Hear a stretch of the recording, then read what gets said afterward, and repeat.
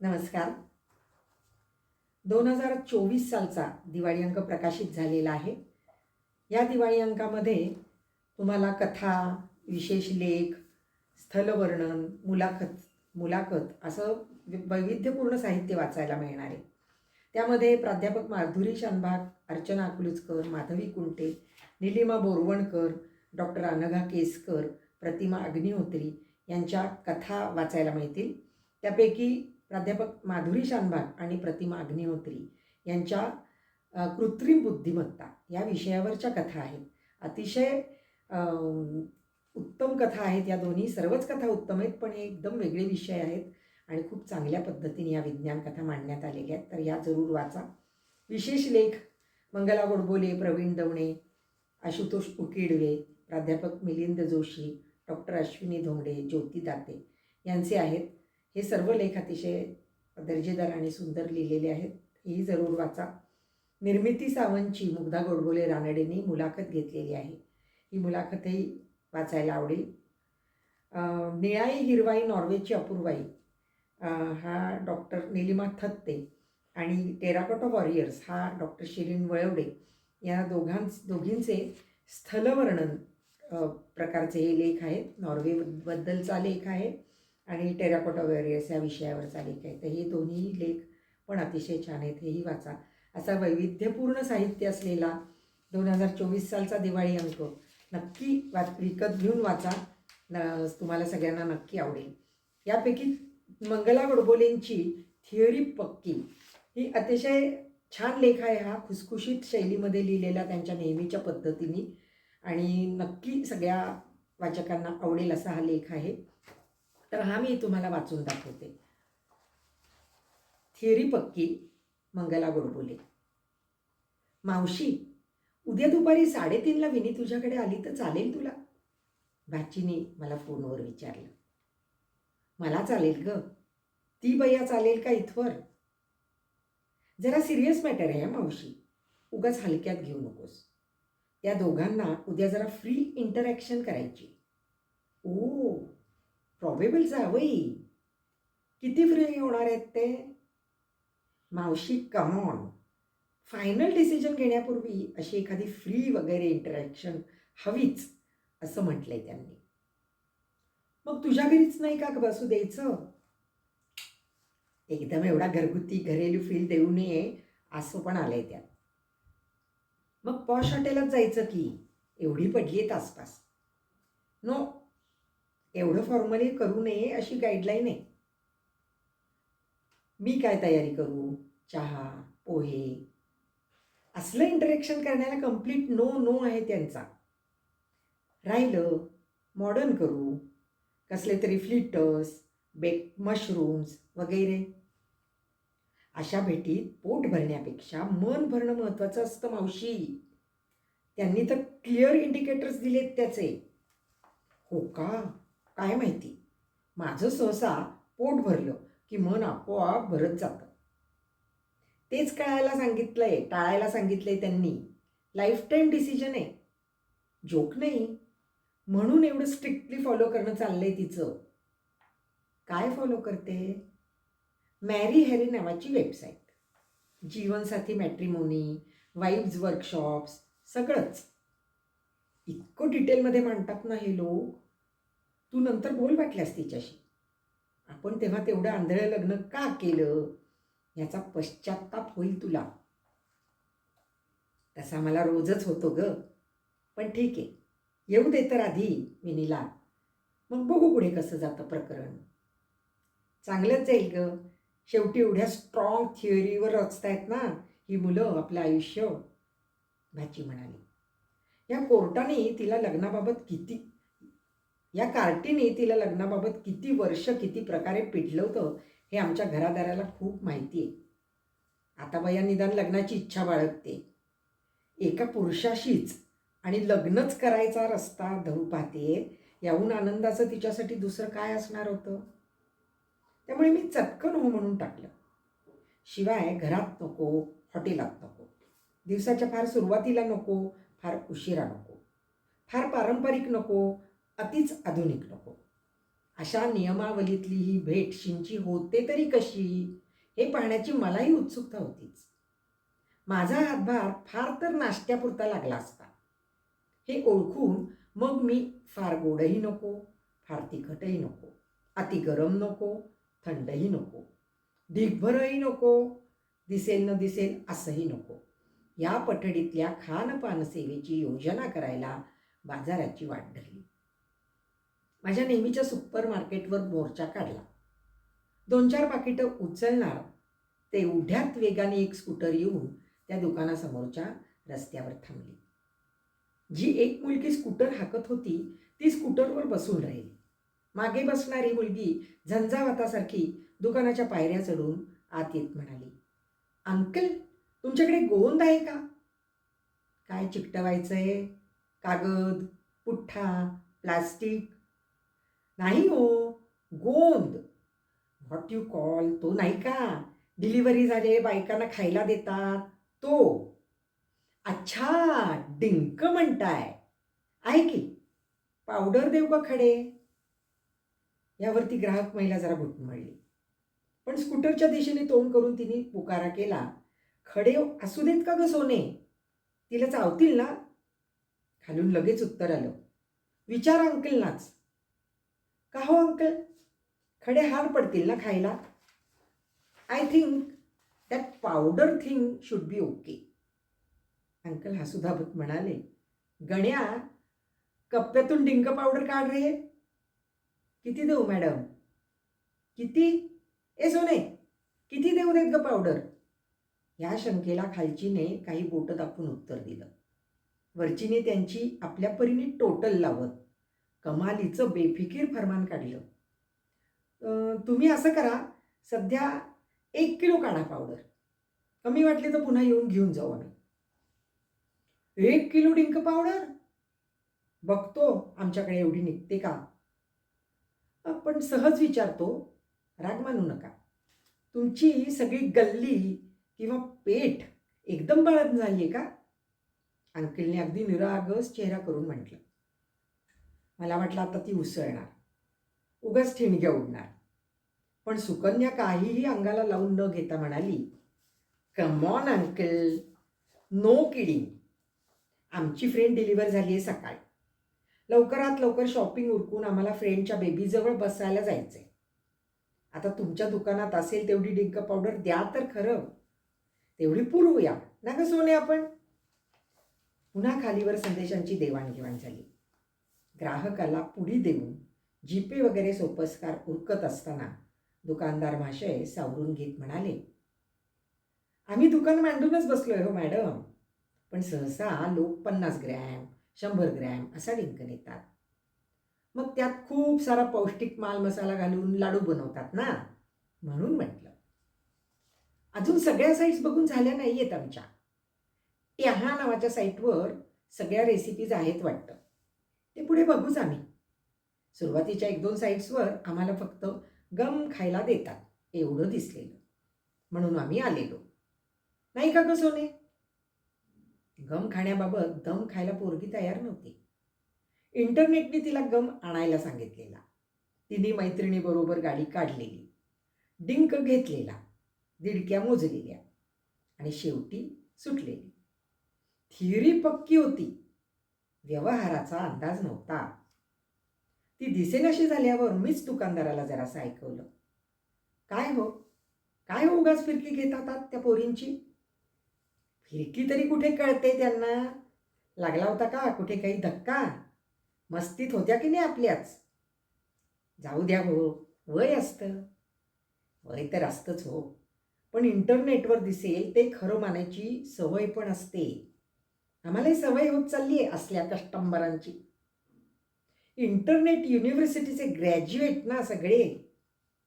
तिचे अंकल भलतेच रंगात आलेले वाटले त्या क्षणी. पण इंटरनेट युनिव्हर्सिटी हा शब्द मात्र डोक्यात बसला. तिथलं काम आणि हास्यविनोद संपवून रस्त्याला लागले तर आणखी एक तरुण माता आपल्या 6-7 वर्षाच्या पोराला हाताला धरून, खरं तर ओढून, घेऊन जाताना दिसली. तोंड ओळखीची होती म्हणून विचारलं, कुठे का दौरा काढलायस? त्याला यायचं नाही आहे का? म्हणून अशी ओढाळ पावलं टाकतोय का? मावशी, क्लासला जायचं म्हटलं की तो असाच चालतो हो. आत्ता खेळायला जायचं म्हणा, कानात वारं भरल्यासारखा उधळेल की नाही बघा. कसला एवढा क्लास आहे? फोनेटिक्स. म्हणजे काय? आहे बाई बरंच काय काय. वयाच्या 7व्या वर्षाच्या आत फोनेटिक्स केलं की पुढे लँग्वेजेस सोप्या जातात म्हणे. हा घोडा आता 6:30 व्हायला आला. पुढच्या 6 महिन्यात फोनेटिक्स संपायला नको का त्याचं? माऊली कळवळून म्हणाली. 6 महिन्यांमध्ये संपवून टाकण्या एवढाच ज्या फोनेटिक्सचा जीव आहे, त्याला आपण एवढा जीव का लावतोय? हा प्रश्न तिला पडला नसावा. मला मात्र छळत होता. बरं, समजा हे 6 महिने गेले असते आणि घोडा 7 वर्षाचा झाला असता, तरी काय 3रं महायुद्ध का ओढवणार होतं? की पोर आयुष्यातून उठणार होतं? अजून त्याला स्वतःलाही त्याचा कल कुठे आहे ते कळलेलं नसणार. आईसाहेब थेट फोनेटिक्सच्या तबेल्यात घोड्याला का बांधणार होत्या कोण जाणे. काय करायचं हो, मुलांना तर कळत नसतात या गोष्टी. आईवडिलांना तरी नक्की कळतात असं थोडंच आहे. ते प्रयत्न तर करत राहतात. कशाचा? पोरांना अद्ययावत ठेवण्याचा. ते एज्युस्ट्रॉंग चॅनलवाले एवढे जीव तोडून सांगतायत, शेवटी जो फोनेटिक्स शिकला तोच शिक्षणात टिकला. म्हणून म्हटलं वाटल्यास लोन काढावं, पण याची एकदा वर्षाची फी ॲडव्हान्समध्ये भरून याला अडकवून टाकावं. इथे खरं तर ही माता माऊलीच इंटरनेट विद्यापीठाच्या जाळ्यात अडकत चाललेली मला स्पष्ट दिसत होती. फोनेटिक्सवर टीका वगैरे करण्याचा माझा जराही इरादा नव्हता. फोनेटिक्स म्हणजे ध्वनिशास्त्र. एवढी तरखडकरी मलाही अवगत होतीच की. मात्र असं नाक तोंड दाबून आणि इतक्या तातडीने पोराच्या नाकातोंडात ते का कोंबायचं असावं हे समजत नव्हतं. आजचं हे अश्राप पोर मोठेपणी काय शिकणार आहे, काय बनणार आहे, त्याला भाषा विषयात रस असेल का, भाषेशी संबंधित काही व्यवसाय तो करणार आहे का, हे आता कोणालाच, अगदी त्याच्या जन्मदात्रीलाही समजणं शक्य नव्हतं. पण नवं काहीतरी शैक्षणिक तत्त्वज्ञान आलंय, मुख्यत्वे इंटरनेटवर आलंय, म्हणजे आपण ते घ्यायलाच हवं एवढा आग्रह मात्र होता. ते वापरून बघण्याचा, व्यवहारात उतरवण्याचा जराही मोह नव्हता. तोवर लगबगीने आणखी एखादं शैक्षणिक तत्त्वज्ञान पुढे आलं तर ती त्यामागे हात धुवून लागणारच होती. शेवटी इंटरनेटवर आलंय बाबा, चुकीचं कसं असेल? असाच आंधळा विश्वास एकेकाळी जनतेने छापील ज्ञानावरही टाकला होता. 4 बुकं शिकलं की लगेच बालिष्टर होत नसतं माणूस. असा पुस्तकी शिक्षणाचा उद्धार होणं, पुस्तकांच्या मागे लागणाऱ्या पढत पंडित, पुस्तकी विद्वान वगैरे शब्दांनी चिडवणं, हे मीही अगदी लहानपणी ऐकलंय, पाहिलंय. एकेकाळचं मौखिक ज्ञान छापील पुस्तकांमधून यायला लागल्यावर वाटणारी असुरक्षितता त्यामागे असणार. तरी बरं, पुस्तकं संख्येने कमी असायची. विकत घ्यायची म्हटलं तरी पैसे पडायचे. वाचनालयातून आणायची झाली तर ती वेळेत आणण्या पोचवण्याचं काम पडायचं. एक पुस्तक एकेका विशिष्ट विषयावर असायचं. जपून वापरावं लागायचं. मेहनतीने बारकाव्याने वाचून आत्मसात करावं लागायचं. ज्ञानाचा मार्ग अंमळ खडतर असावा हे धोरण असायचं. पुस्तकातून थिअरी सिद्धांत मांडले असले तरी त्यांचा अनुभव घेऊन संथ रवंथ केल्यासारखी माणसं त्याचा लाभ उठवायची. इंटरनेट विद्यापीठाने पहिल्यांदा काय केलं तर हा संथ रवंथ शिक्षणाचा पंथच बाद केला. कोणाला ॲडमिशन नाकारा, कोणाला नापास करा, कोणाला उगाच ऑक्टोबर परीक्षेला बसवा आणि त्याच्यावर ऑक्टोबर पासचा शिक्का मारा. ह्या खलप्रवृत्ती एकदम मोडीत काढल्या. हसत खेळत फुकटात आणि जगातल्या कोणत्याही विषयावरचं ज्ञान केव्हाही कोणालाही एकेका बटनावर देऊ केलं. जो जे वांछील तो ते पाहो असा उदार दृष्टिकोन घेतला. उगाच विद्यापीठाची फलाड्या ज्ञानशाखेची मक्तेदारी, शतकी वगैरे परंपरेचा अभिमान असले भ्रम जोपासले नाही. इन्स्टंटच्या जमान्यात ज्ञानही इन्स्टंट हवं, ताजं ताजं, नुकत्या तळणीतून बाहेर काढलेल्या भज्यांसारखं खमंग खुसखुशीत हवं. ते वापरण्याची काही सक्ती ठेवली नाही. वापरण्याच्या सर्व गोष्टी बाजारामध्ये आयत्या मिळतातच नाही तरी. पैसे टाकून ते विकत घ्यायला लोकांकडे पैसाही आहेच ढिगभर. डिंक शौर्याने विकत नेला म्हणजे त्याचे लाडू बनवलेच पाहिजेत, होतीलच ह्याची खात्री नाही. ॲमेझॉनवर ते केव्हाही मिळतील. फोनेटिक्समध्ये नक्की काय शिकायला मिळतं हे त्या विद्यार्थ्याला किंवा त्याच्या पालकांनाही सांगता येईलच असं नाही. ते शिकायला हवं हे तत्वतः मान्य करणं भाग आहे. म्हणून धडे गिरवले आहेत. त्यांना अनुभवाची जोड देण्याएवढा वेळ किंवा चिकाटी कोणाकडे आहे? कधी काळी हे अनुभव नावाचं एक विद्यापीठही होतंच की. तसं फार ग्लॅमरस वगैरे नव्हतं ते. राबलेले हात, आयुष्याचे राब चढलेले चेहरे, थकली बागली शरीरं त्या विद्यापीठात फॅकल्टी म्हणून राहत. साहजिकच त्यांच्या शिकवण्याचं प्रदर्शन नसे. ते शिक्षण ठामठोक दाखवता येत नसे. पण अनेक वेळा बाहेर शिकलेलं व्यवहारात आणताना त्याचा मोठा हातभार लागेल. त्या शिक्षणाला दरवेळेला काही खर्च होईलच असं नसे. उलट त्याने अक्कल खात्यात चांगली भर पडेल. बँक खात्यांमध्ये खडखडाट असला तरी अक्कल खाती दणकट असणारी अनेक माणसं एकेकाळी आसपास असत. ती उगाच नव्हे. आता मात्र अनेकदा अनुभव विद्यापीठाचे विद्यार्थी ही आपापली अक्कल खाती दाखवायला बिचकतात. आपल्या अनुभवाला लोक भाव तर देणार नाहीतच, उलट त्यांनी इंटरनेटवर कुठे आहे ते दाखवा असं आव्हान दिलं तर काय करा?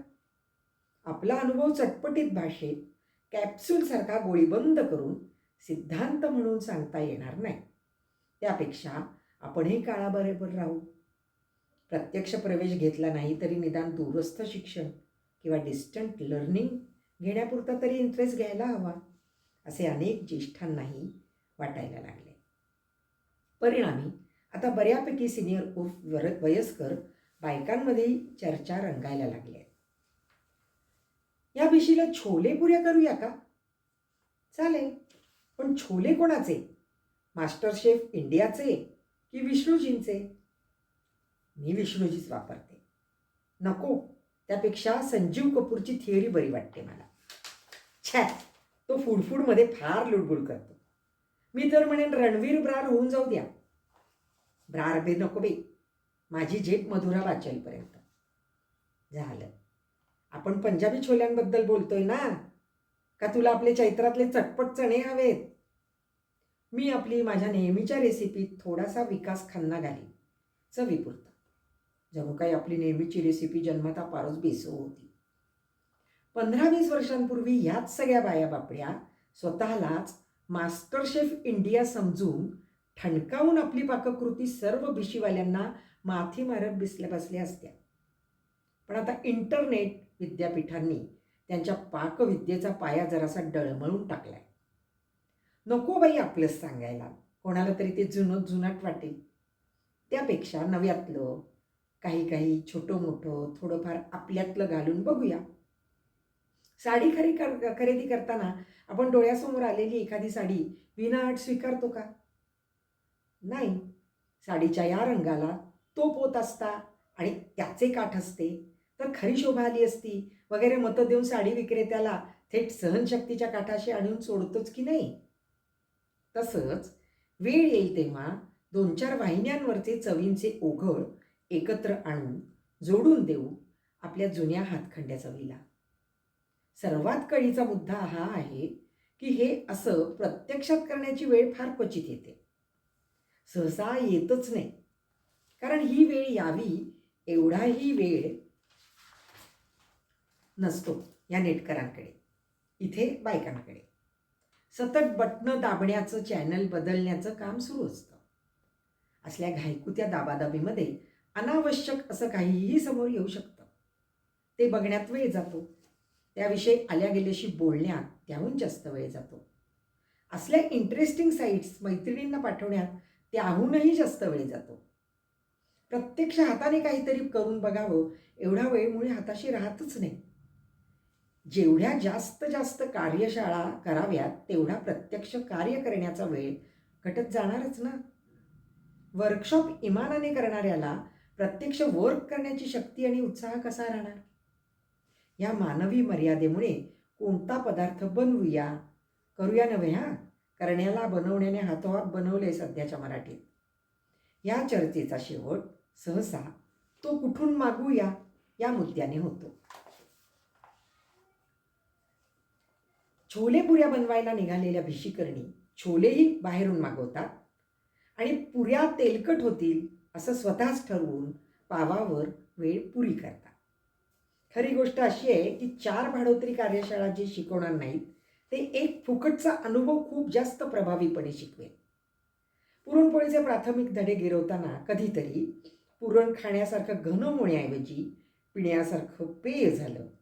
पुरणपोळी लाटण्याऐवजी पुरण धिरडं तव्यावर घालण्याची वेळ आली तरी त्या चुका डोक्यात जास्त बसतील आणि पुढे मागे जिन्नसही हाती बसेल. कौतुकाच्या अपत्यासाठी कौतुकाने विणलेला पहिला वैला स्वेटर डोक्यातून घालताना कानटोपीसारखा फिट्ट बसला की स्वेटरची मापं आपोआपच कान पकडूनच घेतली जातील. एरवी नाक, कान, डोळे स्वेटरने पॅकबंद झाल्याच्या त्या काही क्षणात पोराने केलेल्या थैथयाटामुळे श्रवणशक्ती गमावल्याचा भास होत राहील तो वेगळा. वक्तृत्वाचे माध्यमधडे कितीही गिरवले तरी एकदा दोनदा स्टेजवर जाऊन ब्लँक झाल्याशिवाय किंवा कोणाचं तरी अभिनंदन म्हणण्याऐवजी ऐनवेळी सांत्वन म्हटल्याशिवाय खरं कसं गळी उतरत नाही. खरे कसबी लोक खूपदा कार्यशाळा घेऊ शकत नाही. ह्याचीच दुसरी बाजू ठरते. त्यांना वजनं मापं उंच्या रुंद्या ग्रॅम इंच असं अनेकदा मोजून सांगता येत नसतं. पण उगाच एवढं मीठ, अंदाजाने साखर वगैरे ढकलून हवा तो परिणाम बरोबर साधता येतो. भाषणासाठीचं पोश्चर, बॉडी लँग्वेज वगैरे सांगता येत नाही. पण स्टेजवर चढल्यावर लाऊडस्पीकरमधून बोलण्याऐवजी त्याच्याशी बोलावं, त्याच्याशी झटापट करण्याऐवजी दोस्ताना करावा की मग आपोआप सभेतल्या प्रत्येकाशी दोस्ती होईल हे दाखवून देता येतं. पॉवर पॉईंट प्रेझेंटेशन देता येत नाही पण अनुभवाची पॉवर बरंच काही सांगून जाते. तो लांबचा, खाचकळग्याचा आणि कदाचित अप्रिय रस्ता काटायचा नसतो. म्हणून आता आबालवृद्ध मंडळी सर्व विषयातल्या फक्त आयत्या थिअऱ्या पक्क्या करून ठेवतात. त्यावर विचार करणं, त्यांना अनुभवाची जोड देणं, त्या वापरणाऱ्याशी देवघेव करून बघणं वगैरेंच्या फंदात पडत नाही. आंधळ्या भक्तीने किंवा आधुनिकतेच्या मस्तीने त्यांचा हौशी पुरस्कार तेवढा करतात. याविरुद्धच काय, या बाबतीतही काही जाहीरपणे बोलणं दिवसेंदिवस कठीण होत चाललंय. बोलणारा पटदिशी जुना, मागासलेला, बाबा आदमच्या जमान्यातला वगैरे ठरू शकतो. फार तर खाजगीत थोडी कुरकुर करता येते, केली जाते. तशीच एकदा आमच्या मैत्रिणींमध्ये सुरू होती. कशामुळे कोण जाणे, पण त्या दिवशीचा 1 किलो डिंक माझ्या मेंदूला जरा जास्तच चिकटला होता. त्या अनुभवाविषयी सांगत होते. जमलेल्या मैत्रिणींमध्ये 2 गृहिण्या, 2 निवृत्त बँकवाल्या, 2 भिशीकरण्या आणि 1 प्रसूती तज्ज्ञ अशा जमलेल्या होत्या. मी अर्थात होतेच आणि कोणालाही एका विषयाची तज्ज्ञ नसल्याने सर्वात नाक खुपसायला, मतं द्यायला अधिकारी व्यक्ती होते. तर एकीने त्या डॉक्टरीला म्हटलं, आता तुमचं काम सोपं झालं असेल ना थोडंफार. कशामुळे? या इंटरनेट युनिव्हर्सिटीमुळे. जिथे डिंकापर्यंत गाडी जाते तिथे गरोदरपणापर्यंत तर माहितीचा महापूरच असेल. प्रश्नच नाही. एका साईटवर 270 दिवसांचा डेली ब्रेकअप दिलाय म्हणे. 270 दिवस कुठले? अगं बाई, गर्भारपणाचे 9 महिने गुणिले 30 दिवस, प्रत्येकी 270 दिवस झाले ना. किती तो हिशोब. आपण एवढी दिवसादिवसाची नोंद नव्हतो ठेवत नाही. छ्या, आत बाळ वाढते, वाढायला जागा पुरेनाशी झाली की येईल आपलं आपण बाहेर. एवढ्या थिअऱ्या बघत होतो कोण? आपल्या अडाणीपणाचे एक टोक होतं. आता सर्वज्ञपणाचं दुसरं टोक गाठलंय लोकांनी. उच्छाद आहे नुसता. तुला काय त्रास होतो गं त्यांच्या सर्वज्ञपणाचा? येऊन बघ, एक एक जणी खनपटीलाच बसतात. डॉक्टर, आज 158वा डे आहे, तरी माझं बेबी पोटात मूव्हमेंट करत नाहीये, मी काय करू? मग तू काय सांगतेस? सांगते, तिकडे आतमध्ये पोरासाठी घड्याळ, कॅलेंडर असं काही नसणार आहे ना, म्हणून त्याला 158वा दिवस कळत नसणार. शिवाय ते तुझं पोर, म्हणजे एकूण डोक्याची बाजू जरा डावीच, म्हणजे हेड हेड लेफ्टला सरकले, त्या अर्थाने. हां, असं म्हणतेस? दवाखाना लवकरच बंद करायचा आहे का? म्हणून तर व्यवसाय करायचा आहे, म्हणून एवढी तरी सहनशक्ती दाखवतोय आम्ही लोक. एवढा किस पाडून लग्न जमवतात, तरी डायव्होर्सचं प्रमाण वाढतंच आहे. एवढा जीवापाड विकास करायला जातात पोरांचा, तरी विद्यार्थ्यांच्या समस्या आत्महत्येपर्यंत वाढतातच आहेत. एवढी 270 दिवसांची जंत्री ठेवतायत, तरी बरीचशी पोरं यायची तेव्हा यायची तशीच बाहेर येतात ना अजूनही. मग काय सगळं सोडून द्यावं का लोकांनी? धरायलाही हरकत नाही, पण अंमळ समजून उमजून. माझ्याकडे बाळंतपणासाठी नाव नोंदवायला आलेल्या माऊल्यांना मी सांगते, माझ्या आणि बाळाच्या मध्ये कोणत्याही ऐकीव थेऱ्या आणू नका बायांनो. आम्ही बघून घेऊ आपसात. एवढ्या थेऱ्या कोळून पिणाऱ्यांना मोडीत काढताय तुम्ही. छे छे, तेवढी पॉवर कुठून असणार माझ्यात? तरी मी आपल्या दवाखान्याच्या प्रवेशद्वारापाशीच डूज अँड डोंट्स याच्यामध्ये शेवटी ठळक अक्षरात लिहून ठेवलं, माध्यमांपासून सावध राहा, बी वेअर ऑफ इंटरनेट/मीडिया. डॉक्टरनीचा दीर्घ अनुभव पोटतिडकीने व्यक्त होत होता. माझ्या मनात मात्र येत होतं, ही सूचना आजच्या बहुतांश जगण्यालाच लागू पडणार नाही का?